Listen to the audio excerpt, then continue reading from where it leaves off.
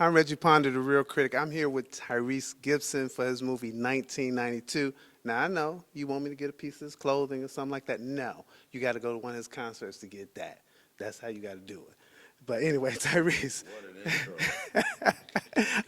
What an intro. they want me to take a hat. They want me to get something. Sorry, They man. want me to get something. Pause. Look that up. Can't be taking, a man can't be taking no items from another man, okay? So don't even make that request. Leave that alone. I ain't trying to do that. I ain't trying to do that. I was just making a little funny. I was making it funny. I met your joke with my joke. Tyrese, what I felt about this film was the black male relationship. A lot of times when we talk about black men, we're either absent from our families, or when other people talk about us, they want to show us absent, that we don't care about our kids and that type of thing. But this piece really made me, I felt it in that way because it was specific to that black male relationship. Can you speak to that a little bit? Yeah, I think, I don't know, man. I feel a way about deadbeat dads. I was raised by one. But now that I know what I know, let me hold that for you. Now that I know what I know, to be honest with you, you had to get older to really understand this. But there's a lot of deadbeat mamas out here too.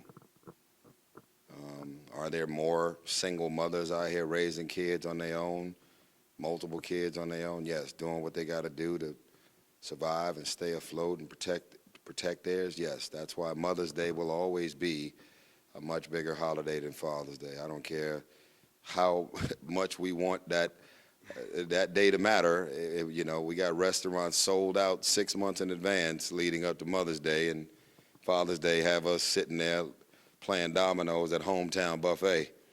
But at the end of the day, there is no such thing as creating a child without a mother and a father getting together and making a decision, whether the relationship or marriage or situation work out or not. And I think the other thing that I'm proud of is that the concept of daddy's little girl did not come from a little boy. Daddy's little girl is a concept that came from all of the girls who love their fathers. They don't call it mommy's little girl. Daddy's little girl. Oh my God, I love my daddy. I was daddy's little girl. I mean, my dad had me wrapped around his little finger and vice versa. That concept is such a beautiful, beautiful concept. And it almost doesn't make sense that daddy's little girl is still in the same breath as deadbeat dad. But it is. And so I know I got two daughters, and I know how much they love me. And I know in my house, as much as I travel, as much as I'm gone, as much as I'm on tours and movie sets, I have never, you know, if somebody were to ask me of all the things that you've achieved, what is your most successful achievement? I'm going to tell you, mine, personally. Whatever's in my bank account, don't matter. Square footage in my house, don't matter. How many cars, what kind of cars, don't matter. It may matter to you because most of y'all, you dream and you say, man, I would be successful if I had a Rolls Royce. Well, I've had a few Rolls Royces, and I always say, I hope that you love the person in the Rolls Royce, not because I'm in the Rolls Royce. Totally different perspective. Respect the man in the car. Don't respect me because I drive the car, because that means you have no respect for me at all. And so in my house, my 5-year-old daughter and my 17-year-old daughter, they have never called me Tyrese. They don't even refer to me as Tyrese when they're talking to their friends. They say my dad or my father. Dad! Yeah. No, that was my father. My father just called me. I need to call my dad back. When a missed call come in, I'm dad and I'm their father. Irregardless of how their mamas feel about me. I'm their father. That is one of my biggest achievement ever in life. Why? Because I don't call my father father. I don't call my dad dad. I call him Tyrone. I call him Pops. Everything else but dad, because dad is not semen. Dad is presence and having a presence in your child or children's lives. And I'm about $15 million into having a presence into my kids' lives. Because the family law court system and these lawyers, they don't fuck around. They coming to get that. And I'm in court just doing whatever it takes to make sure that I still have a chance at being something in my daughters' lives that my father never was in mine. Otherwise, accuse me of something else that I didn't do, and let me just throw this whole shit away and just be done. You know what? Keep the kids. Go ahead. Go on over there. You want to keep accusing me of shit, messing up my reputation, thinking I'm going to be able to keep booking movies and doing concerts and doing shows and surviving. All I want is to continue having a presence in my kids' lives, and you just keep coming at me about something. So you know what? Go and keep them damn kids. That's what I should have done by now, but I can't do it. I love my babies. So that's why 1992 means as much as it does to me, because although I don't have a son, everything about that son component in this movie really, really speaks to where I am as a father, and just wanting to insert my presence, my alpha, my energy, my protective instincts in and around my son in this movie, and to see that dynamic in the film, and also to see the same dynamic with Scott Eastwood, you know, and Ray Liotta, and the presence that they had, you know. So it was beautiful, man. It's as much as you think this movie is about riot and looting and people out here stealing some free shit because of what happened with the verdict with Rodney King, you know, that is the back story. This is a heist. They breaking into a warehouse, getting $50 million worth of platinum bars. This thing is a crime thriller. You're going to be on the edge of your seat. This shit is actually, I watched it the other day in the theater in New York, and man, I was up in the theater scared, like, oh shit, okay, shit, I've seen this before, but I forgot about that part.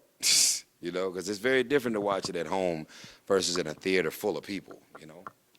Well, talking about respect, because you mentioned the word respect, and it's interesting, the relationship between you and your son in this movie, because he's like not really all that respectful. It's like, who's this dude?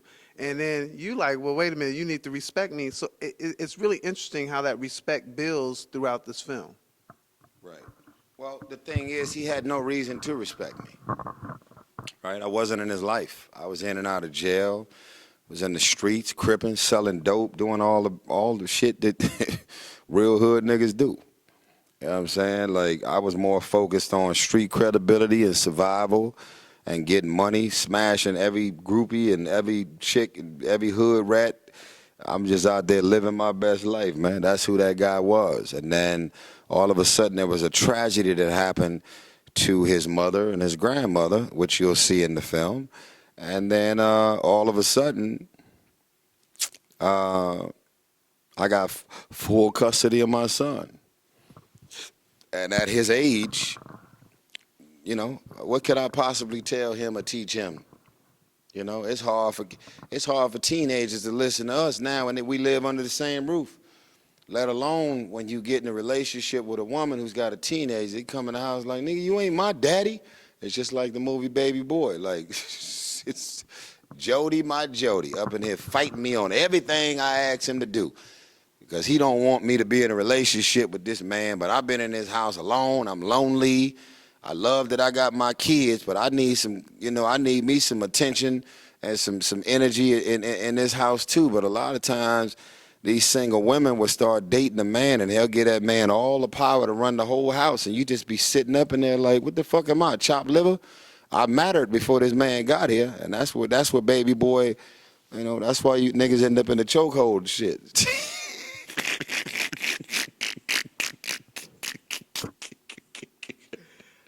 I'm sorry, man. I'm too real for TV, man. Go ahead. You get me. So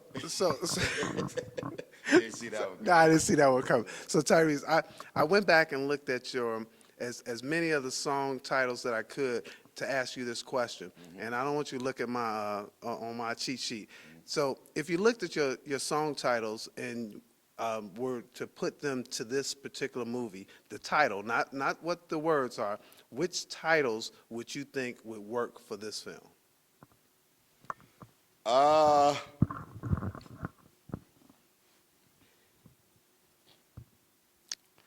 Shit.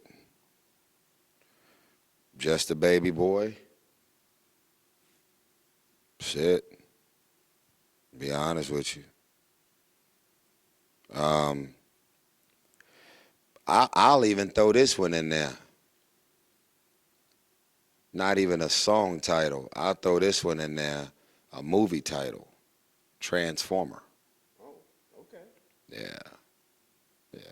My son's life was transformed in this movie after we linked up. Everything about protecting him from himself and the presence of God was all over this. It was about as aggressive as it can get, all anchored in God doing. I was transformed in this movie. Like what I was doing with my life every single day, the choices that I could have made because I had already been making them. You gotta understand, I got bodies in this movie. Like I'm like known in the hood as like a killer of all killers. And I just got out of jail, and I did not get out of jail from the amount of people that I actually touched in the hood. And everybody knows it. You know, when you in the hood, man, you know who's out there, really out there doing some damage. And in this movie, I was one of those guys. So my life got transformed when I met my son, and his life got transformed when he met me, and we gave God all the glory. So I had at the top of my list Just a Baby Boy, but I also had The Best Man I Can Be because I felt that you were trying to do that. Yeah, no, I could relate to that. Yeah, I mean, best man I could be is a little more wholesome. Yeah, I know. It's a little more, you know. Be the best man I'm here to be your father and to be the best man that I can be as an example for you. That wasn't quite what that was. But the way I saw it. Wait, hold on. Let me finish my answer, if you don't mind. I don't mind. All right. The reason that I say that is because my approach was, you not listening to me is not an option. I will fuck you up. I will fuck you up if you think and believe that I'm going to be okay with you becoming me. See, the reason why I find myself, now I'm 45. Some people be so ashamed to tell their age. I'm 45 years old. My voice is deep. I got a 17-year-old and a 5-year-old, and I'm raising John Singleton's son named Seven John Singleton. I'm a grown-ass man, dog. The reason why all these young niggas in the hood is out here learning how to load guns, cripping blood, and gangbang faster than they learn they takeaways, algebra, and how to finish a sentence is because of you, OGs, who ain't giving them the other. How many more Crips y'all signing up for? How many more Bloods? How many more South Side, East Side, West Side are we signing up for? How many more? Y'all see the OG still locked up. They ain't never gonna let him out. Y'all know what I'm talking about. Y'all see what happens. He will rot and wither away. Nobody's putting money on his books. Nobody's going to visit him. He's up in there. And if he were to get out, he would be our Malcolm X of Chicago and turn all this shit around. And he's in jail every single day. And I'm sure most of his frustration from the interviews that I've seen is that he started something, and there's bodies and bodies and more bodies connected to a movement that he started. Maybe there was positive intentions, maybe there wasn't. But the OGs, the Tookie Williams, who co-founded the Crips, They can't be proud of what has happened at this point. The founder of the Bloods can't be proud. Or maybe they are. We killing our own. I'm not giving no speech. This is reality. It's fucked up out here. How many more funerals? How many more? Are you proud? Of course you want to retaliate because somebody got shot and killed in your family, one of your homies, one of your friends. The shit's got to stop. And it ain't going to stop because you don't want to retaliate. Of course you want to retaliate. It is what? A cycle of death. And these white people laughing at us. We ain't got to get rid of them no more. They getting rid of themselves. Just leave them alone. Put some more guns. Send, go ahead. We ain't got to do nothing. Come on, man. President Obama, from here, from Hawaii, but senator here, represented Chi-Town, Minister Louis Farrakhan, Nation of Islam, the Fruits of Islam, all the OGs that's in the hood right now, banging, slanging, dope, killers. We got it. You guys have done a great job of showing us that you are not to be fucked with. How many more? So what I represent in this movie, I represent, this ain't no glossy positive shit. Just understand, what I represent in this film is I'm witnessing my son about to make the same choices that I made. And I know what the outcome of my choices are. See, Ray Liotta, rest in peace, in the movie with Scott Eastwood, he ain't trying to stop his kids from breaking in another warehouse and doing another heist. They all one big happy family about that life. I'm looking at my son like there is no fucking way you're about to do what I've been doing my whole life. So whether I've been in your life or not, this shit stops here. The OGs in Chicago are very capable. Very capable. Hear me. Y'all are very capable of locking this shit down. All these young niggas, all the shit they doing all this shit to impress the big homies. They don't know what they don't know. Everybody hurt. I'm from Watts. I know what it is to live one block from the Crips and one block from the Bloods and one block from the Mexican SA gangs and one block from the police and getting fucked up and killed and shot and stabbed and fucked over every single day. I know what that cycle is. I lived it. I know it. I'm blessed to be out of it. But the big homies, I blame them. I don't want no problems from nobody in Chicago. I don't got no problems on any level from nobody in those streets. I'm saying to all of the big homies, and I'm not a Crip, I'm not a Blood, I ain't never been a gangster in my life. I got a lot of big homies. That's why I'm safe everywhere I go and everything I do, and I praise God for them. I call them my angels, my guardian angels. There's conversations, hey man, let's go, Tyrese. No, the fuck you not. That's like trying to rob Denzel. You ain't finna rob me. I ain't finna do nothing to me. Because I don't bother nobody.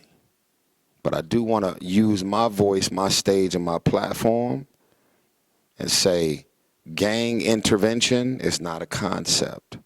The big homies calling an emergency meeting and having everybody to show up because the big homie says show up. When we gonna have a meeting, fellas? I'm supposed to be promoting a movie. I don't give a fuck about promoting no movie. What I did in this movie is to be an example of what happens when you step in for your son, for niggas in the hood, and you telling them to make another choice. There's a scene in the movie that you remember. Nigga walked up to me with a gun. He was like, hey, bruh, why don't you come and be with us? Nigga, we got you. I said, I ain't fucking with you. If you want to help me, the only thing you could do is help me to find my son. Did I not say that? Yeah, you did say that. The gun was right there. First of all, nigga was corny because he giving me a gun like I ain't got one. Fuck you mean? He's trying to give me a gun as if I don't have access to every arsenal of gun. Motherfucker, you trying to reactivate the OG when you wouldn't even be in my hood and on my block if it wasn't for me. Hey man, why don't you come be with us? Be with who? Motherfucker, I started this shit. I'm the OG in this equation, in this movie.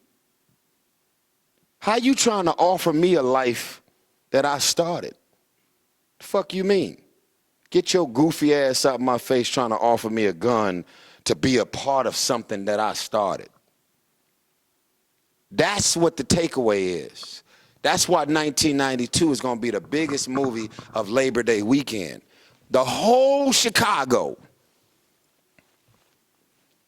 Go on and be stupid and try and get your movie tickets at the last minute. Be sitting on the front row with your old ass looking up at the screen like this. Go ahead. 1992, baby. It's happening. Oh, yeah, let me go on and pivot because I got to get out of here. Speaking of music, this ain't for the youngsters. How old are you, sir? 62, man. 62. You look like Frankie Merrily. Frankie Merrily and Mays, all right? Y'all wouldn't know nothing about that. You young niggas don't know nothing about no Frankie Beverly and Mays. I'm talking about OG. Whoa, whoa, you make me. Yeah, that's when your mama and your daddy two-stepping in the backyard. Take your little ass to bed. Go eat your little watermelon, get in the pool, go to fuck to sleep, go get your homework done, and play Fortnite. Listen to me. I'm about to release an album on the same day that I released 1992. Now, I'm not talking to the kids. See, here's the problem. You ready for it? I'm 45. I'm jealous of your 62. You look great, by the way, for 62, man. You look great, man. You know what I mean? Keep his swag on that motherfucker there. You better not have no 17-year-old at home either. I do not. Motherfucker, you married? Yes, I am. How long you been married? 32 years. Wow. Okay, so I'm talking to grown man. Give me some love. That's right. I love that. So I want to tell you, what's your first lady name? Donna. Donna, last name? Ponder. Donna Ponder.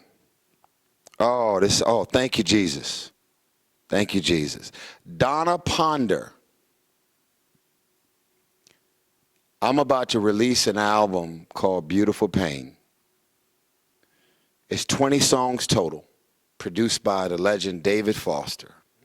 I'm talking to Donna right now. The 16-year-olds, you're probably going to do this right now because you got short attention span, right? If we're not talking about Lil Tay-Tay, Lil Ray-Ray, Lil JJ, Lil May-May, and the little TikTok dance, painting your fingernails black and going turquoise with your hair, and you're going to go to sleep. So please turn the interview off. This ain't for you. And if I ever see one of you little young niggas in my audience, I'm going to get you removed because you're supposed to be asleep. It's night-night. We are out here drinking in the audience. It's 21 and over. Take your ass to bed. Okay, now let's talk back to Donna, okay? Sorry, Donna, for the profanity, okay? I apologize, but we're adults. Beautiful Pain is live. Lenny Kravitz said that Beautiful Pain has the sentiments of Songs in the Key of Life, Stevie Wonder, and Marvin Gaye's divorce album entitled Here, My Dear. It's live. It's vulnerable. It's honest. I want to dedicate my Beautiful Pain album to you and your husband, sitting right here to my left, celebrating 32 years of marriage. Kids, grandkids? 2 kids, Carrie and Bobby. 2 kids. I'm going to dedicate this Beautiful Pain album to you guys because although my marriage did not survive 32 years, I still believe in love, and I still believe in all of the possibilities of love. And I did not do this album for anybody to break up. I did not do this album to contribute to divorce rate. I told all my friends that all these teenagers, like 7, 8, 10, 13 years old, they're going to be mad as hell because their mama's about to be pregnant. Beautiful Pain is about to create a post-pandemic baby boom. It's about to get real. Now, let me give y'all an example. Keep rolling, okay? This is what happens when you take your little young ass to sleep. All right, let me tell you what happens. And we standing next to the poster now, okay? Look at, you see that? You see me? Okay? This is what happens when you're grown. Now, see, you youngsters, y'all doing this. I'm a little daddy, seen the little gamble, seen the mother did it, but she said, what a morning. This is what your mama doing when you're grown. They slow dancing. I've been really trying, baby. When you take your young ass to sleep, this is what they doing in the living room. Been feeling so long, hey, and if you feel, hey, and then they go to the room, they not locking. They not doing all that nasty shit y'all do on OnlyFans. They go in the room and make love. That's how they been married for 32 years. This Beautiful Pain album got Kenny G on it, Lenny Kravitz. Produced by David Foster, my brother Bam Hodge, Brandon. The whole album is live. Leandria Johnson, Kim Burrell, Tamar Braxton. I got a song on there. This is about my divorce, so I got a song on there asking my ex-wife a question that I still don't have the answer to, which is, when was it over for you? Because it's never over when they file for divorce. Something was said and done that made the light switch in the marriage go off. These are topics. This is a concept album. You have never heard anything like it. Now, in closing, I want to tell the youngsters, because I don't want y'all to think I'm attacking you, even though I am. I want to just tell y'all that the live instruments are coming out. That dusty-ass Fender Rhodes keyboard that has been covered up in the garage, that's probably worth about $30,000, and your daddy keep talking to you about it. Yeah, you over here with this shit with the little video game, but that Fender Rhodes right there, that's about, if I sold that thing tomorrow, that's about $50,000. That Fender Rhodes is coming out, baby. The guitar that your daddy got hanging up on that wall is coming out. The strings, the horns, they coming out. All of the live instrumentation is coming out of retirement because of Beautiful Pain. We coming home with 11 Grammys. We coming home with Oscars. Everything about music is about to change. And I know that sounds crazy to you insecure, fragile people. But I just so happen to know what the fuck I'm talking about. And I'm standing firm on what I feel. And all you got to do is press play. Lenny Kravitz also said that this is the only album that belongs on vinyl. It's a double vinyl. And you order this on Tyrese.tv, and you're going to get in your living room, and you're going to put your pink hat on, like this brother right here, and he's going to start slow dancing. So I'm going to give y'all what's happening. On Friday, August 30th, you get to go see 1992, the heist movie. The father-son dynamic between Ray Liotta, rest in peace, and me, and my son in the movie. You get to be on the edge of your seat because it's a thriller and it's crazy. And then you go to Tyrese.tv. And if you pissed your mom off because you stayed up all night playing the video game where she told you to take your ass to sleep. She told you to go to sleep and you ain't listen. She told you to finish your homework and you didn't listen. You told her you was going to school and you skipped out on school and was hanging out with your girlfriend in the picnic area, giving her a piece of your goddamn, what do you call it, little crumb cake.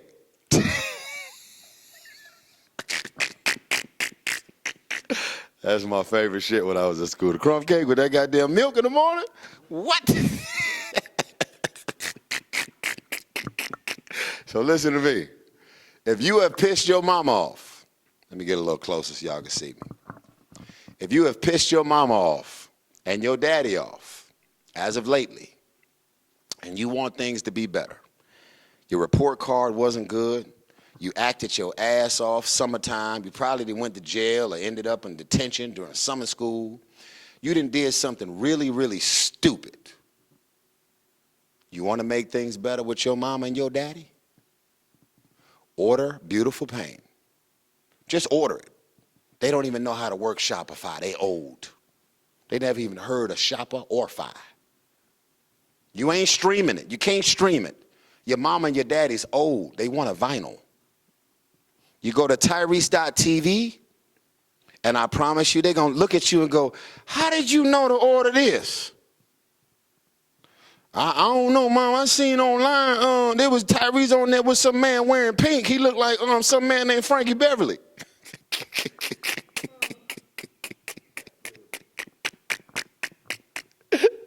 Order Beautiful Pain for your mama and your daddy, and help them to stay married for another 32 years.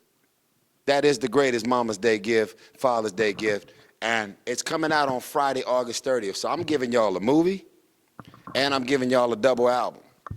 I got a song on there called Runaway, El DeBarge. Matter of fact, because I'm crazy, hold on, where my damn phone at? Watch this. Now, if y'all are young, if you were young, you're about to go to sleep, okay? But I'm doing this for Donna. This is for Donna.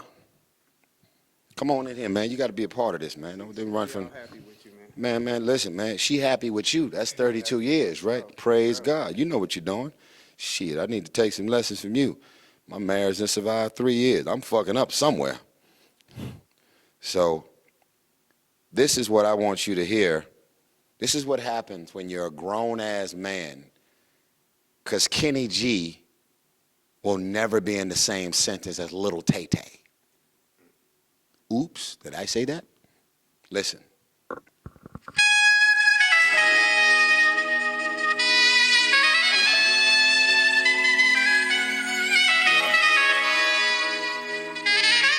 Go to sleep, kids.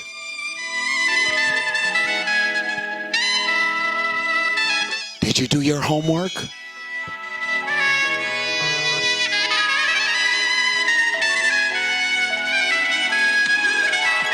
Where does the sky end? What makes wind blow? When did time begin? We may never know. Much like the day it rains, but the sun still shines. It's a mystery to me. I can call you mine.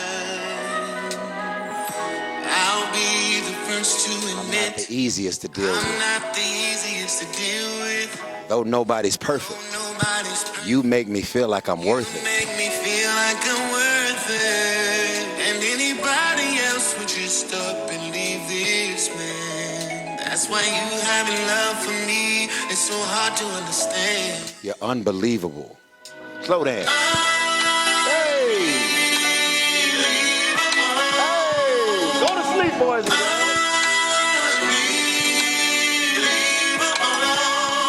Take your ass to sleep.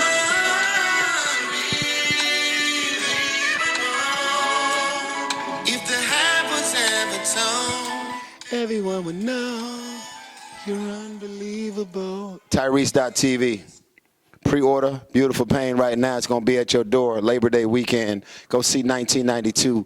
I will not be successful Labor Day weekend without your love and support. I do not take your love for granted.